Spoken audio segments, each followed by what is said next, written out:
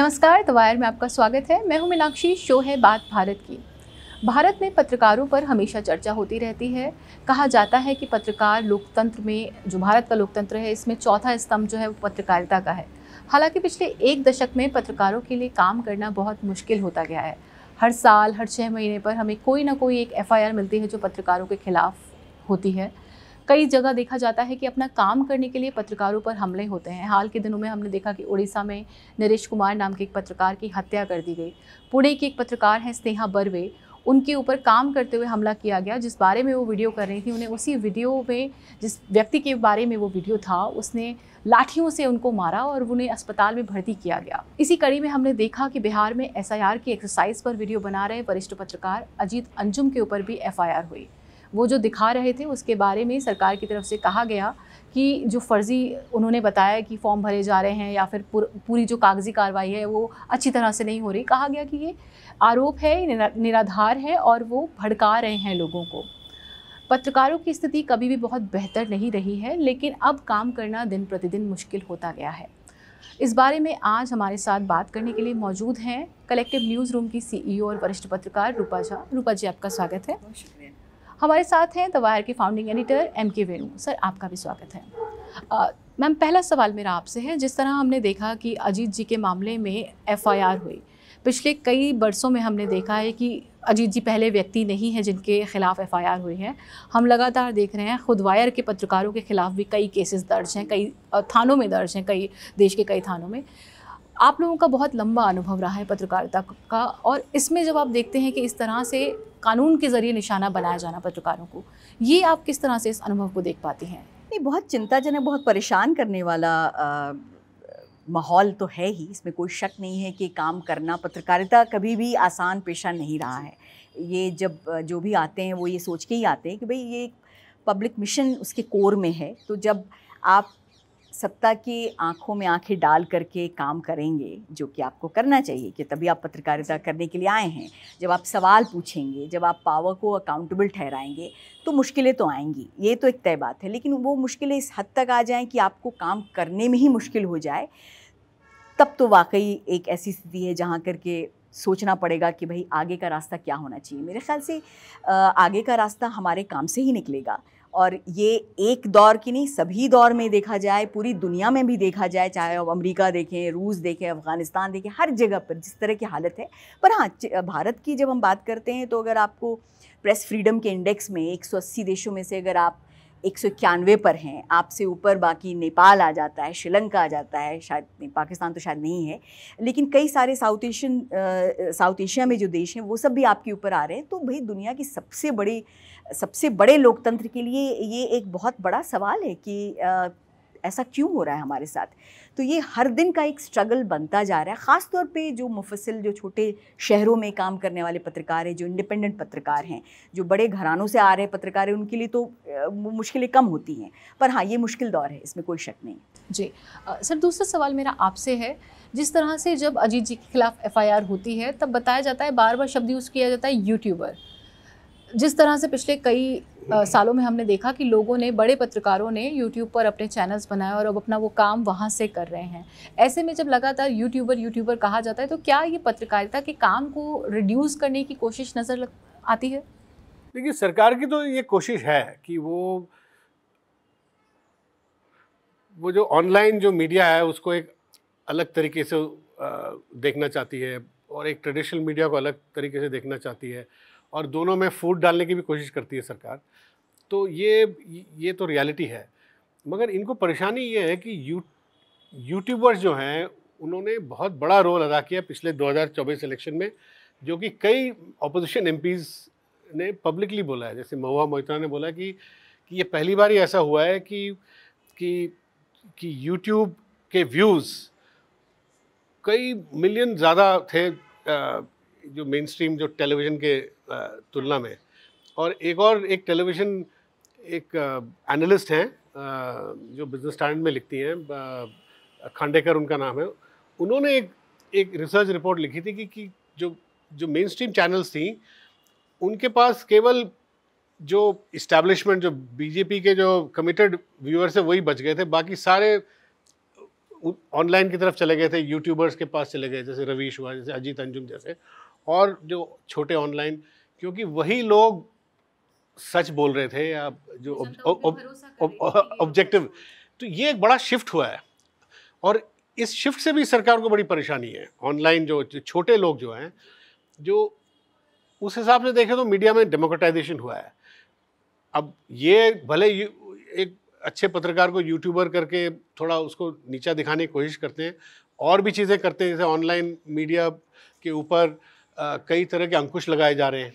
जैसे जो broadcast bill आया वो उसका क्या कारण, लाइसेंसिंग, जो यूट्यूब जो चलाते हैं उन पे लाइसेंसिंग का वो है, या जो छोटा मीडिया वायर जैसे लोग उन पे भी। तो ये कई तरीके से ये मीडिया को, खासकर ऑनलाइन मीडिया को घेरने की कोशिश सरकार की है। और उसमें जो आईटी रूल्स के तहत भी, जो अभी भी कोर्ट में चल रहा है, जिसके खिलाफ स्टे मिला है कई कोर्ट से, बॉम्बे, तो ये जैसे अब डिजिटल डेटा जो प्रोटेक्शन एक्ट, या उसमें भी पत्रकारों पे प्रहार है, क्योंकि पत्रकारों को अलग एक श्रेणी मिली है भाई, वो पब्लिक इंटरेस्ट में वो लोगों के जो पर्सनल जैसे इनकम टैक्स रिकॉर्ड्स हैं या और किस्म के जो धांधली जो लोग करते हैं पब्लिक सर्वेंट्स, उसका खुलासा करते हैं। मगर डिजिटल डेटा प्रोटेक्शन एक्ट के तहत अब उनसे अनुमति लेनी पड़ेगी। अगर नहीं ली तो पता नहीं 250 करोड़, वो जो अंजलि भारद्वाज जो हमारे वायर में जो कह रही थी, उस तरह के फाइन्स हैं। तो ये सारे जो नए लॉज लाए जा रहे हैं, जिससे पत्रकारों को डराया जा रहा है, चोक किया जा रहा है, और इससे तो लड़ना पड़ेगा, और इससे लड़ाई जारी रहेगी, और ये सारे मामले कोर्ट्स में जाएंगे, क्योंकि ये सारी चीज़ें जो सरकार कर रही है, ये आर्टिकल 19 जो फ्रीडम ऑफ एक्सप्रेशन जो कॉन्स्टिट्यूशनल गारंटी है, उसके खिलाफ जाता है। तो आप देखिएगा जो जितने कोर्ट केसेस हो रही हैं, सब जगह ये आर्टिकल 19 के हवाला से ये चैलेंज किए जाने। कहीं ना कहीं रूपा जी, आप भी मानती हैं कि किस तरीके से जितने भी बिल्स लाए जा रहे हैं, चाहे वो आईटी रूल्स हो, चाहे वो ब्रॉडकास्ट बिल हो, क्या ये मीडिया को पर अंकुश लगाने की, पत्रकारों को उनका काम करने से रोकने की कोशिशें हैं? देखिए, ये जो अभी जो ताज़ा एक्ट है, डीपीडीपी एक्ट, जैसे कि digital personal data protection act, तो भाई डेटा प्रोटेक्शन तो हमारे यहाँ क्या है, आपका जब एक एक डेटा सब जगह हमारा सब जगह है, तो फिर ये किस डेटा प्रोटेक्शन की बात करते हैं। जो वेणु कह रहे थे कि अब आप किसी भी तरह का अगर इन्वेस्टिगेटिव रिपोर्ट कर रहे हैं, जिसमें जाहिर आपके सोर्सेज हैं, आपके वो इन्फॉर्मेशन है, तो आप बिना कंसेंट के छाप नहीं सकते। कंसेंट लेंगे तो वो भाई क्यों छापने देगा। तो इस तरह की जो नए कानून आने की जो आशंका हो रही है, एक्ट तो मतलब वो तो एक्ट बन गया, वो तो बिल पास हो चुका है, तो उससे परेशानी तो बिल्कुल दिख रही है कि आप उस तरह की जो कहते हैं ना कि एकदम इन्वेस्टिगेटिव जर्नलिज्म, जिसे आप सच को ढूंढ करके लाने की कोशिश कर रहे हैं, वो सारी डिटेल की भाई कहाँ भ्रष्टाचार हो रहा है, कौन इसमें शामिल रहे हैं, वो सब निकालने में तो मुश्किल होगी ही। जो वेणु आप बात बोल रहे थे कि किस तरह से पत्रकारिता या पत्रकारों को परेशान करने की जो नई नई कवायदें होती हैं, अब आप एक पिछले दिनों नहीं कुछ आपने पढ़ा ही होगा, वो प्रेसिंग चार्जेस करके एक रिपोर्ट आई थी, जिसमें ये उन्होंने 2012 से लेके 2022 तक के का डेटा निकाला है, वैसे केसेस जो कि पत्रकारों के खिलाफ है। तो 634 के लगभग वैसे केसेस थे। सबसे बड़ी बात जो कही गई उसमें कहा गया कि जो प्रक्रिया है वही सजा सबसे ज़्यादा आपको मारती है, प्रक्रिया ही सजा है। और उसमें तो मतलब 244 केसेस को जब उन्होंने ट्रैक किया तो 65% केस तो अभी खुला भी नहीं, और 40% में पुलिस इन्वेस्टिगेशन नहीं हुआ, कन्विक्शन मात्र 3-4% पे हुआ है। और उसमें भी आप जब डेटा और देखेंगे जो उन्होंने लिखा, जो कि काफ़ी शॉकिंग नहीं था, क्योंकि ये सब हम लोग को मालूम ही है कि उसमें जो छोटे शहरों के में जो काम कर रहे पत्रकार हैं उनको ज़्यादा मुश्किल हो रही है। 3% वैसे पत्रकारों को बेल मिला या कोई भी तरह की राहत मिली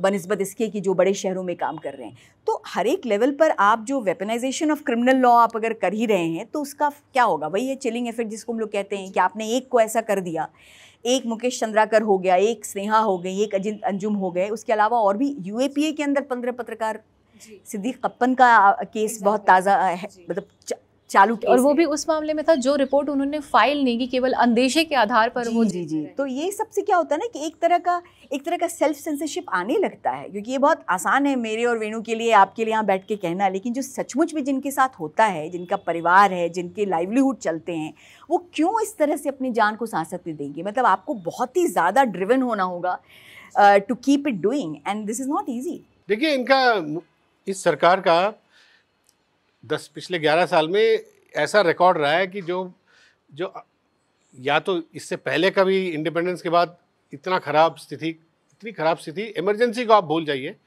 उससे पहले या बाद में मैंने तो कभी नहीं देखा। आप न्यूज़ क्लिक के मामले में आप देखिए, युवापा जो भी केस लगाया उन्होंने, टेरर केस लगाया, 90 पत्रकारों के घर में पुलिस घुस के उनकी सारी डिवाइसेस लेके गई हैं, mobile, computer, laptop, number of devices 200 से ज़्यादा, अभी तक वापस नहीं मिला किसी को।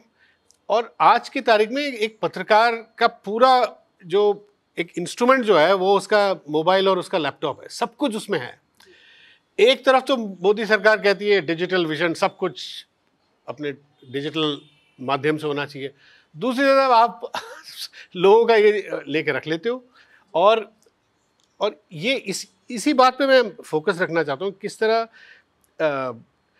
डिजिटल जो आपके पास जो फ़ोन है, जैसे पेगासस के ज़रिए उन्होंने सबके फ़ोन को जो पेनिट्रेट किया, सरकार डिनाई करती है मगर सबको पता है, आप फ़ोन के अंदर आपका सारा इन्फॉर्मेशन है, तो आपकी प्राइवेसी भी, देयर आर दो कॉन्स्टिट्यूशनल इश्यूज है, राइट टू प्राइवेसी और पत्रकारों के लिए right to freedom of expression, article 19 भी आ जाता है उसमें।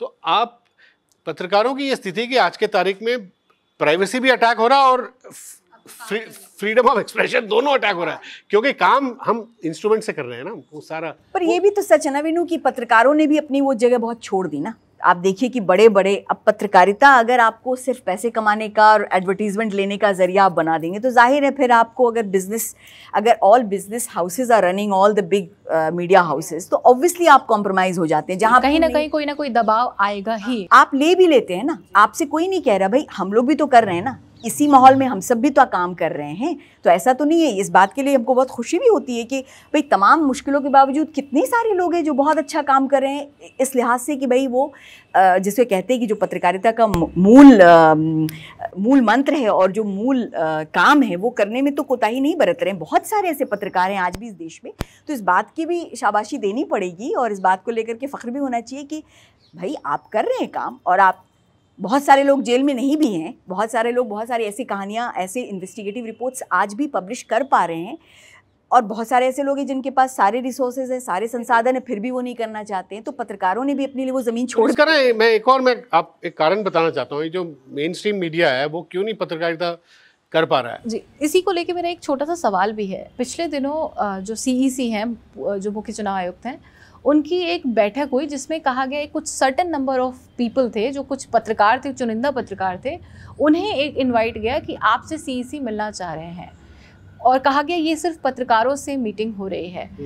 2020 में जो उस वक्त के सूचना एवं प्रसारण मंत्री थे प्रकाश जावड़ेकर, उन्होंने ये कहा था, जब प्रेस फ्रीडम इंडेक्स आया तो उन्होंने ये कहा कि भारत में प्रेस की आज़ादी की खराब छवि पेश करने वाले सर्वेक्षणों का वो भंडाफोड़ करेंगे, और लिखा भारत में मीडिया को पूर्ण स्वतंत्रता है। यही दोनों बातें जुड़ती हैं कि कौन सी मीडिया है जिससे पूर्ण स्वतंत्रता है और किसे सरकार मीडिया मान रही है। जब CEC से मिलने का इनवाइट लोगों के पास जाता है तो एक चुनिंदा एक ग्रुप है जिस पत्रकारों के पास जा रहा है, तो सरकार ही अब बताएगी क्या वही लोग पत्रकार होंगे, या फिर बाकी हम जो लोग काम कर रहे हैं वो अब पत्रकार नहीं रहेंगे, क्योंकि हमें सरकार पत्रकार नहीं मान रही। सरकार माने न माने, सरकार के तमगे से हमें क्या लेना है। मतलब ठीक है, हम समझ सकते हैं कि उसकी ज़रूरत होती है PIB में, एक्सेस में, कि भाई आपको प्रधानमंत्री नहीं दे रहे हैं इंटरव्यू, ठीक है, आपका काम तो भाई ये तो पीपल जर्नलिज्म है ना, लोकशाही में लोग सबसे महत्वपूर्ण है, आप उनके लिए काम कर रहे हैं ना। नहीं दे रही सरकार तमगा, नहीं दे, हमको तो उसमें कोई फ़र्क नहीं पड़ रहा। देखिए ये इसका एक सबसे बड़ा उदाहरण अजीत अंजुम ने जो करा है। भाई इलेक्शन कमीशन, सरकार जो मर्जी अपना नैरेटिव बनाए, उसने जाके वहाँ 10 आदमियों से पूछ लिया कि आपने फॉर्म भरा, आपका फॉर्म किसने भरा, उन्होंने साफ साफ बता दिया। उससे इनको परेशानी हुई, FIR कर दिया उसके खिलाफ। तो सच को छिपाने का तो हर स्टेट सरकार सच को छिपाने की कोशिश करेगी, वो पहले भी करती रही, अभी भी करेगी। ये लोग कुछ ज़्यादा करते हैं और ये लोग डराना धमकाना इनका इन्होंने एक इंस्टीट्यूशनलाइज कर दिया है। वो बात मैं कहना चाहता था आपसे कि पहले जो मेन स्ट्रीम मीडिया है, मुझे कोई एडवर्टाइजिंग मैनेजर जो बता रहे थे हिंदुस्तान टाइम्स के कि पहले जो सरकारी एड्स थे वो उनके जो टोटल जो रेवेन्यू था उसका मात्र 12-13% होता था। आज वो 35% हो गया है। तो उसके जरिए भी सरकार ने पकड़ा हुआ है जी, दबाव वहाँ से भी आएगा। बड़े मीडिया को पकड़ा हुआ है। और बड़े मीडिया आज की तारीख में बड़े मीडिया का जो रेवेन्यू मॉडल भी गिरता जा रहा है, क्योंकि जो ज़्यादातर रेवेन्यू जो है इंक्रीमेंटली 80% वो यूट्यूब और ये सोशल मीडिया ले जाती हैं, सारी एडवर्टाइजिंग वो ले जाती हैं ना। ये भी एक बहुत बड़ी दुविधा है।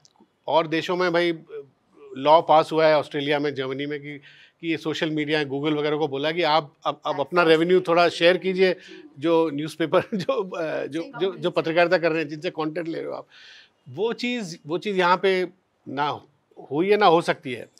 इनफैक्ट मैंने एक किसी न्यूज़पेपर के ओनर से पूछा कि आप वो वाला मॉडल यहाँ पे आप लॉबी कीजिए, तो उन्होंने कहा कि इस सरकार से क्या लॉबी करेंगे, तो उसमें भी ये तुम्हें they will extract the pound of flash. क्या बोलेंगे, एक लेजिस्लेशन लाइए फॉर हायर। मीडिया हाउसेस खुद कर सकती हैं, ये बात भी तो तय है ना कि जब आप इतना रेवेन्यू ड्रिवन, इतने मोनेटाइजेशन के ही आधार पर आपने पत्रकारिता को सिर्फ एक बिजनेस मॉडल बना दिया है, तो फिर तो आपको बहुत सारे कॉम्प्रोमाइज़ करेंगे। लेकिन having said that, it's also important भाई कि आप इसको ऐसा तो एक प्रोफेशन बनाएंगे ना, एक ऐसा तो बिजनेस बनाएंगे ना कि जो घाटे में ना चले। तनख्वाहें कहाँ से आएगी, आप बिजनेस मॉडल, लोगों के घर चलते रहे जो काम कर रहे हैं। बहुत सारे मॉडल्स अब आ रहे हैं जिससे कि सेल्फ सस्टेन्ड मॉडल्स हो रहे हैं पूरी दुनिया में। लेकिन पूरी दुनिया में monetising news is the toughest thing.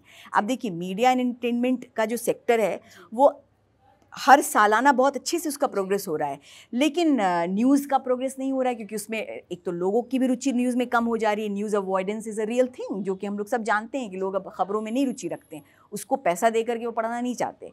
तो बहुत सारी घालमेल है, कभी और इस पर चर्चा होगी। लेकिन हाँ, ये एक बहुत बड़ा विषय है कि रेवेन्यू अर्निंग अगर सिर्फ एक मशीन बना के हम रख देंगे तो हमारे साथ कई सारे कॉम्प्रोमाइज़ेस करने के हमारे 2018 में हमने देखा एक बड़े चैनल में एक रिपोर्ट पब्लिश होने के बाद सबसे बड़े जो उनके विज्ञापन दाता थे उन्होंने विज्ञापन वापस ले लिए। उस दबाव में एक एंकर का उनके इस्तीफा हुआ और फिर वो विज्ञापन दाता वापस। इसमें भी मैं कहूँगा कि कुछ आशा की किरण है कि अभी धीरे धीरे जो छोटी ऑनलाइन मीडिया वो रीडर सपोर्ट से चल रही हैं। हम भी रीडर सपोर्ट से सर्वाइव करते हैं, हमें कोई एडवर्टाइजिंग, तो उसमें आपको पत्रकारिता, असली सच्ची पत्रकारिता करना पड़ेगी, ज़रूरी करना पड़ेगी। आखिरी सवाल है, आप दोनों में से कोई भी उसका जवाब दे सकते हैं।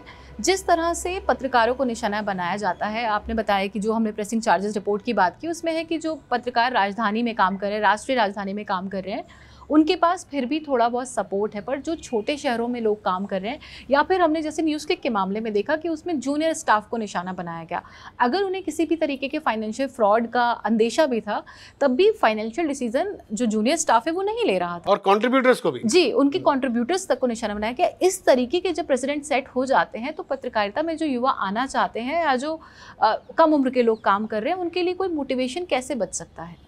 हम तो बस एक बात कह के अपनी बात ख़त्म करना चाहेंगे कि आंधियों शाखों से टूटने वाले पत्ते नहीं हैं हम, आंधियों से कह दे ज़रा औकात में रहे, है ना। तो बस वही है कि भाई अगर आप पत्रकारिता करना चाहते हैं, जो भी हमारे नए नौजवान साथी हैं, तो ये तय करके आएँ कि अगर आप करना चाहते हैं तो वो जुनून रहना पड़ेगा आपको, और जुनून से ही ये काम निकलता है।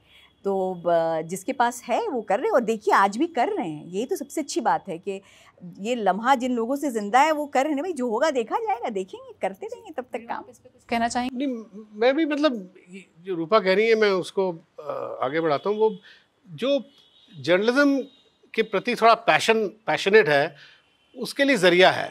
आज की तारीख में अच्छे जो यूट्यूबर्स जो हैं वो अपना गुजारा करते हैं। वो एक तो बहुत लो कॉस्ट मॉडल पत्रकारिता का अब एक नया ट्रेंड शुरू हुआ है, जो बहुत लो, हम लोग भी लो कॉस्ट मॉडल प्रैक्टिस करते हैं बाहर में। तो पत्रकारिता, अच्छी पत्रकारिता लो कॉस्ट मॉडल में ही संपन्न होगा। हम ये उम्मीद नहीं कर सकते हम बड़े स्टूडियो में बैठकर रिकॉर्ड करें। ये नहीं उम्मीद कर सकते कि आप रईसी वाली, पर अब लोग चाहते भी नहीं है। आप समझिए कि लोग अब नहीं चाहते आप स्टूडियो में बैठे, ग्रीन स्क्रीन पे बैठे। वो चाहते भाई आप हमको ऑथेंटिक चीज़ें दिखलाएं, आप बाहर निकलें, आप मुझे जैसी हैं वैसी मुझे आप दिखलाएं। तो लोगों का, ऑडियंस का भी तो टेस्ट बहुत बदल रहा है। ऑडियंस भी समझ रही है ना कि ये आसान प्रोफेशन नहीं है, तो they are seeking truth. And I think I am very hopeful. I am very optimistic. I am also optimistic. There is a scope, there is a scope to tell the truth in a with a low cost model in place online particularly. और distribution है online में। आज की तारीख में वो ज़माना नहीं रहा कि आप सिर्फ अखबार होते थे और अखबार जो जिसकी क्षमता होती थी घर में अखबार डलवा सके, वहाँ तो राइवल्स एक गुंडे होते थे, वो रोकते थे एक दूसरे को। आजकल तो सीधा डिस्ट्रीब्यूशन तो है आपके पास। आप अगर अपनी बात पैशनेटली कहें तो आपको ऑडियंस तो मिलेगा आपको। जी, आप दोनों हमारे साथ शो में शामिल हुए, इसके लिए बहुत बहुत धन्यवाद। हम उम्मीद करेंगे कि सरकार का दबाव कम हो और पत्रकार अपना काम कर पाएँ। आप लोग भी जो पत्रकारिता का लो कॉस्ट मॉडल है, द वायर जैसा, बाकी के संस्थानों जैसा, आप उसे सपोर्ट कर सकते हैं। हमारे साथ जुड़ने के लिए धन्यवाद।